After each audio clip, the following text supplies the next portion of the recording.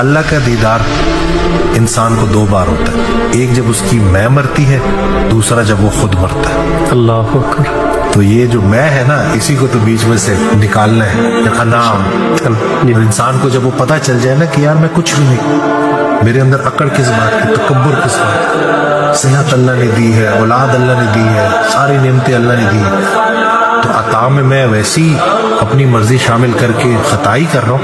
ये सारा कुछ अता ही है ना, आंखें अल्लाह ने दी, कायनात अल्लाह ने बनाई, हम बीच में जब अपनी उस मैं को ले आते हैं जी।